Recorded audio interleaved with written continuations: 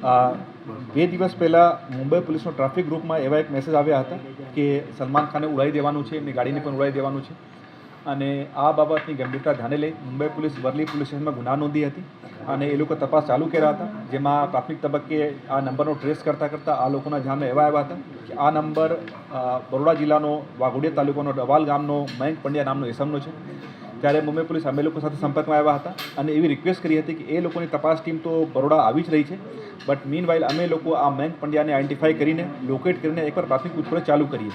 તો આ અનુસંધાને એ મયંક પંડ્યાને અમે લોકો પોલીસ સ્ટેશન બોલાવ્યા હતા અને એમની મોબાઈલની પણ અમે લોકો એક પ્રાથમિક જોયા હતા કે શું છે નહીં છે અને આ વ્યક્તિ કયા ટાઈપનો છે.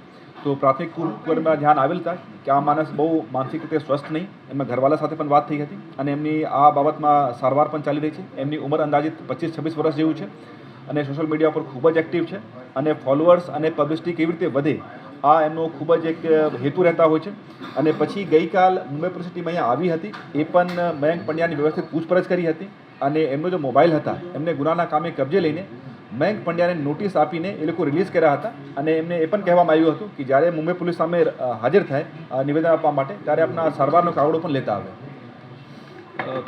સર, જે પ્રકારે આપ કહી રહ્યા છો અસ્વસ્થ છે મેન્ટલી, પણ બરોલી પોલીસ સ્ટેશનને કોન્ટેક્ટ કરવું, મેસેજ કરવું એ કેવી રીતે પોસિબલ? એ મેં આપની વાત કરી, એ પોલીસ સ્ટેશનને કોન્ટેક્ટ નહીં કર્યા હતા. એ મુંબઈ પોલીસનો ટ્રાફિક લાગતો ગ્રુપ હતા જેમાં ઘણા બધા પબ્લિકનો માણસો જોડાયા છે, મીડિયાનો મિત્રો જોડાયા છે અને ટ્રાફિક અવેરનેસ લાગતું કે બીજી કંઈ બાબતો હોય એ ગ્રુપમાં શેર કરવામાં આવે છે.